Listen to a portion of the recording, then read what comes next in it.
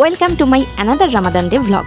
আর ওই দিন ছিল আমার শ্বশুরবাড়িতে আমার ননদের শ্বশুরবাড়ির আত্মীয় স্বজনের ইফতারের দাওয়াত। তো আমার উপরে দায়িত্ব পড়েছিল আলুর চপ আর হালিম বানিয়ে নিয়ে যাওয়ার। তো আলুর চপ বানানোর জন্য আমি বড় বড় দেখে 6-7টা আলু নিয়ে প্রথমে সেগুলোকে ভালোভাবে ধুয়ে দ্রুত সিদ্ধ হওয়ার জন্য 2 টুকরা করে নিয়ে সামান্য একটু লবণ দিয়ে প্রেসার কুকারে বসিয়ে দিলাম। আর রাঁধুনির এই রেডি হালিম মিক্সটা আমি আগেই কিনে এনে রেখেছিলাম। হালিম তো আগে আমি কখনোই রান্না করিনি, আজকে ফার্স্ট টাইম রান্না করব। প্যাকেটের গায়ে লেখা ইনস্ট্রাকশন ভালোভাবে পড়ে সেই অনুযায়ী প্রথমে একটা প্যানে ডালের মিক্সচারটা নিয়ে 2-3 কাপ ফুটন্ত গরম পানি ঢেলে দিলাম। এরপর একটা চামচ দিয়ে নেড়ে ভালোভাবে মিক্স করে কমপক্ষে 30 মিনিটের জন্য রেখে দিলাম। এর মধ্যে আলুও সেদ্ধ হয়ে গেছে। সেদ্ধ আলুগুলোর খোসা ছাড়িয়ে সেগুলোকে ম্যাশড করে নিলাম।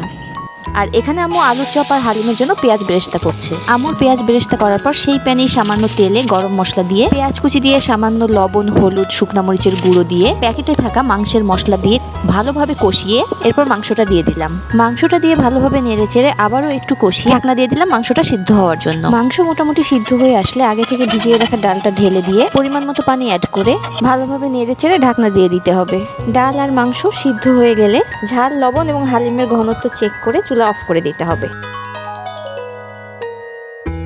তো হালিম রান্না শেষ করার পর বাসার জন্য একটু লাচ্ছা সেমাই রান্না করার জন্য চুলায় দুধ বসিয়ে তাতে দিয়ে দিলাম সাদা এলাচ আর দারচিনি। দুধটা একটু ঘন হয়ে এলে বাটিতে রাখা লাচ্ছা সেমাইয়ের উপরে দুধটা ঢেলে দিলাম। ব্যাস রেডি হয়ে গেল লাচ্ছা সেমাই। রান্না বান্নার কাজ মোটামুটি গুছিয়ে সেরে ফেললাম, গোসল আর রেডি হয়ে গেলাম শ্বশুর বাড়িতে যাওয়ার জন্য, কারণ ওখানে গিয়ে করতে হবে ভাজাভাজির কাজগুলো। তো শ্বশুর বাড়িতে এসেই ঢুকে গেলাম কিচেনে আর ভাজা শুরু করে দিলাম চিকেন ফ্রাই, যেগুলো আমার ননদ গতকাল রাতেই ম্যারিনেট করে রেখে দিয়েছিল। চিকেন ফ্রাই ভাজা শেষ করে শুরু করলাম আলুর চপ ভাজা।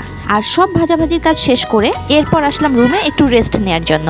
আর আমার সাথে সাথে চলে এসেছে ইনায়াও। গেস্ট আসার আগে ইনায়া বুড়ি নতুন জামা পরে মাথায় ঝুঁটি বেঁধে একদম রেডি। তো আমার সাথে আসলে ওর বেশিক্ষণ পোষালো না, তাই ও চলে গেল আর কোথায় আরো বেশি দুষ্টামি করা যায় সেই সন্ধানে। আর রোজা রেখে সারাদিন কাজ করে বিকেলের দিকে আমার যে কি টায়ার্ড লাগছিল যে কি বলবো। কিন্তু টায়ার্ড হলে তো চলবে না, এখনো অনেক কাজ বাকি। এদিকে গেস্ট আসার সময় হয়ে এসেছে অলমোস্ট। এখন সবার জন্য প্লেটে প্লেটে ইফতার সাজাতে হবে।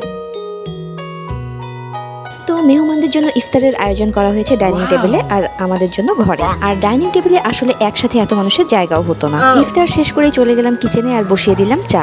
আর এই তো চাও হয়ে গেছে। এরপর চায়ে টইটুম্বুর কাপ নিয়ে চলে আসলাম ঘরে। মানে কাপে এমন ভাবে চা নিয়েছি যেন কাপের একটুও খালি থাকা যাবে না। কি করবো, ইফতার শেষ করার আগে লিটারালি চায়ের তেষ্টা পায় আমার।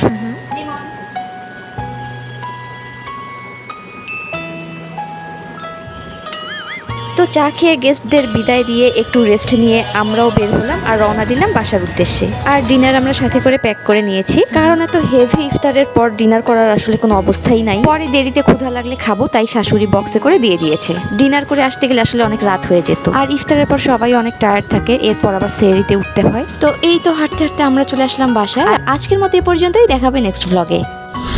Goodbye.